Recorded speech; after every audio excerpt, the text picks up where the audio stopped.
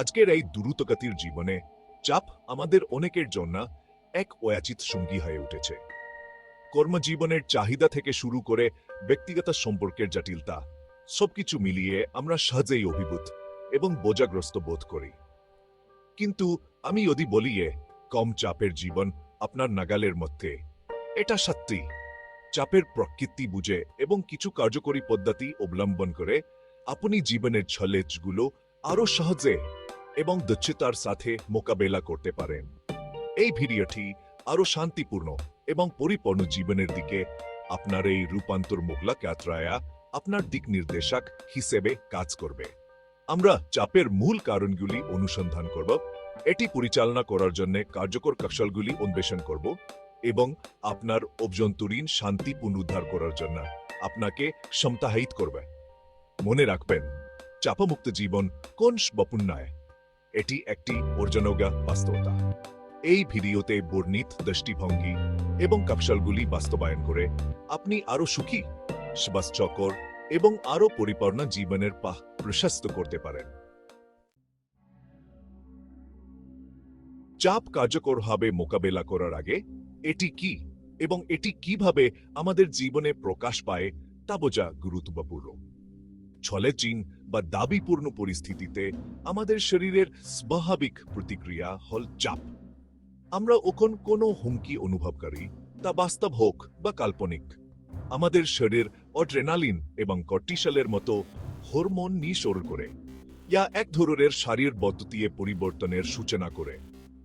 এই পরিবর্তনগুলিকে ইয়া প্রায়শই লড়াই বা পালানো প্রতিক্রিয়া হিসাবে উল্লেখ করা হয়, তাৎক্ষণিক বিপদের সাথে মানিয়ে নিতে আমাদের সহায়তা করার জন্য ডিজাইন করা হয়েছে।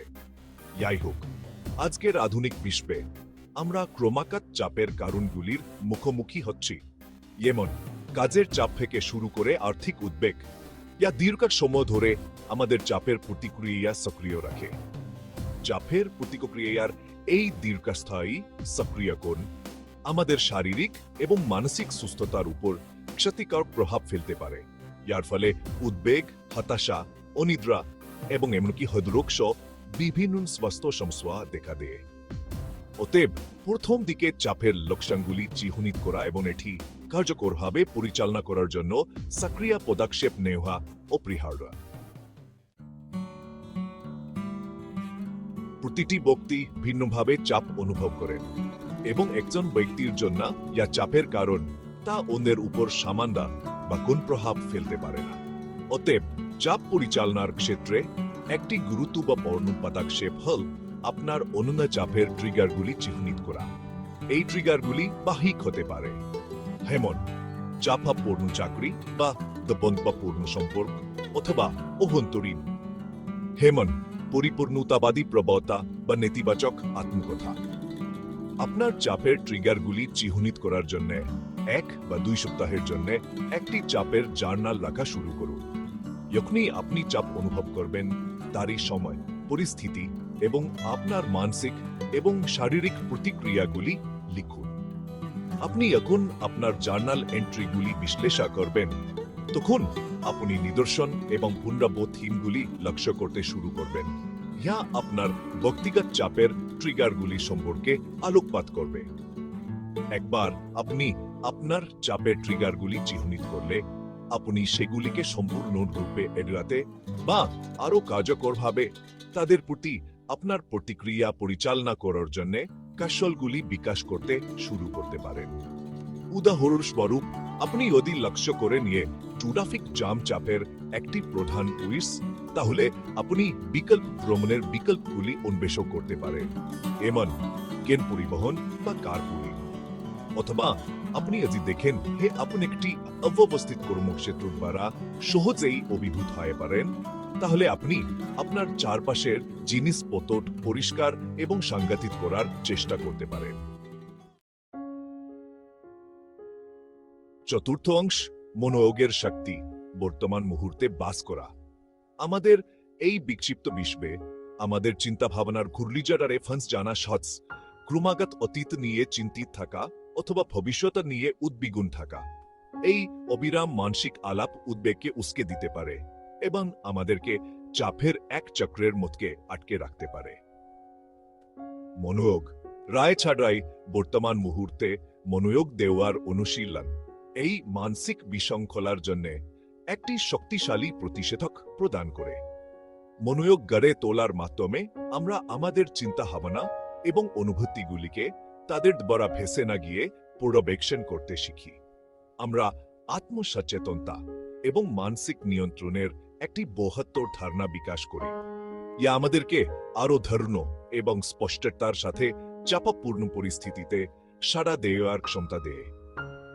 আনুষ্ঠানিক ধ্যান কৌশল থেকে শুরু করে সাধারণ দৈনন্দিন ব্যায়াম পর্যন্ত মনোযোগ অনুশীলন করার অসংখ্য উপায় রয়েছে। আপনার দৈনন্দিন রুটিনে মনোযোগ অন্তর্ভুক্ত করার একটি সহজ উপায় হল দৈনন্দিন ক্রিয়াকলাপে আপনার ইন্দ্রিয়গুলিকে সম্পূর্ণ রূপে জারিত করা। উদাহরণস্বরূপ, আপনি যখন খাচ্ছেন তখন প্রতিটি কামড় উপভোগ করুন। আপনার খাবারের স্বাদ, জমিন এবং সুবাসের দিকে মনোযোগ দিন। অথবা আপনি যখন হাঁটছেন তখন মাটিতে আপনার পায়ের সংবেদন, আপনার শ্বাসের ছন্দ এবং আপনার চারপাশের দৃশ্য এবং শব্দগুলি লক্ষ্য করুন। বর্তমান মুহূর্তে আপনার মনোযোগ আনার মাধ্যমে আপনি আপনার মনকে শান্ত করতে পারেন, চাপ কমাতে পারেন এবং আরো শান্তি এবং তৃপ্তি অনুভব করতে পারেন। পঞ্চম অংশ শারীরিক সুস্থতা, চাপমুক্ত জীবনের ভিত্তি। মন এবং শরীর অঙ্গাঙ্গিভাবে জড়িত এবং একটি প্রভাবিত করলে অন্যটি অনিবার্যভাবে প্রভাবিত হয়। আমরা যখন দীর্ঘস্থায়ী চাপে থাকি তখন আমাদের শরীর অতিরিক্ত চাপের হরমোন তৈরি করে, যা আমাদের শারীরিক স্বাস্থ্যের উপর ক্ষতিকারক প্রভাব ফেলতে পারে। ইয়ার ফলে দুর্বল প্রতিরোধ ব্যবস্থা, হজমের সমস্যা, ঘুমের ব্যাঘাত এবং গুরুতর শ্বাসকগত অবস্থার ঝুঁকি বেড়ে যায়। অতএব চাপ পরিচালনা এবং সামগ্রিক স্বাস্থ্য এবং সুখের প্রচারের ক্ষেত্রে শারীরিক সুস্থতাকে অগ্রাধিকার দেওয়া অত্যন্ত গুরুত্বপূর্ণ। নিয়মিত শারীরিক কার্যকলাপে জড়িত হওয়া চাপ মোকাবেলার সবচেয়ে কার্যকর উপায়গুলির মধ্যে একটি। ব্যায়াম শুধুমাত্র অতিরিক্ত চাপের হরমোন পড়াতে সাহায্য করে না, বরং এন্ডোরফিন, যে প্রাকৃতিক মেজাজ বৃদ্ধিকারী, আপনার মেজাজকে উন্নত করতে পারে এবং উদ্বেগ এবং হতাশার অনুভূতি কমাতে পারে। ব্যায়াম ছাড়াও পর্যাপ্ত ঘুম চাপ পরিচালনার জন্য অত্যন্ত গুরুত্বপূর্ণ। আমরা যখন ঘুম বচ্ছি থাকি তখন আমাদের শরীর আরো চাপের হরমোন তৈরি করে, যা আমাদেরকে চাপের প্রতি আরো বেশি সংবেদনশীল করে তোলে এবং চ্যালেঞ্জগুলি মোকাবেলা করার ক্ষমতা কমিয়ে দেয়। আপনার শরীর এবং মনকে বিশ্রাম, মেরামত এবং পুনরায় চার্জ করার অনুমতি দেওয়ার জন্য প্রতি রাতে 7 থেকে 8 ঘন্টা মানসম্পন্ন ঘুমের লক্ষ্য রাখুন।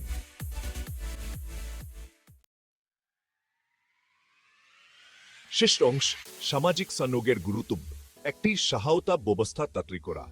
মানুষ প্রকৃতিগতভাবেই সামাজিক প্রাণী এবং আমাদের মানসিক সুস্থতার জন্য দৃঢ় সামাজিক সংযোগ অপরিহার্য। আমরা এখন অন্যদের সাথে সংযুক্ত বোধ করি তখন আমরা সমর্থিত, ভালোবাসা এবং আমাদের সংগ্রামে কম একা বোধ করি। বিপরীতভাবে সামাজিক বিচ্ছিন্নতা এবং একাকিত্ব চাপকে বাড়িয়ে তুলতে পারে এবং আমাদের মানসিক এবং শারীরিক স্বাস্থ্যের উপর নেতিবাচক প্রভাব ফেলতে পারে। পরিবার এবং বন্ধুদের সাথে ঘনিষ্ঠ সম্পর্ক গড়ে তোলা চাপের বিরুদ্ধে একটি প্রতিরক্ষা প্রদান করতে পারে। চ্যালেঞ্জিং সময়ে আরাম, উৎসাহ এবং ব্যবহারিক সহায়তার প্রদান করে। প্রিয়জনদের সাথে মানসম্পন্ন সময় কাটানোর চেষ্টা করুন। অর্থপূর্ণ কথোপকথনে জড়িত হন এবং ভালো মন্দে একে অপরের পাশে থাকুন। আপনি যদি বিচ্ছিন্ন বা সংযোগ বিচ্ছিন্ন বোধ করেন তাহলে একটি ক্লাবে যোগদান, আপনার সম্প্রদায়ে স্বেচ্ছাসেবক অথবা এমন কোন শখ অনুসরণ করার কথা বিবেচনা করুন যা আপনার আগ্রহের। এই ক্রিয়াকলাপগুলি নতুন লোকেদের সাথে দেখা করার, আপনার সামাজিক বোধটাকে প্রসারিত করার এবং অন্তর্ভুক্তির অনুভূতি বৃদ্ধি করার সুযোগ প্রদান করতে পারে। মনে রাখবেন, জীবনের উত্থান পতন নেভিগেট করা এবং মানসিক সুস্থতা বজায় রাখার ক্ষেত্রে দৃঢ় সামাজিক সংযোগ অমূল্য সম্পদ।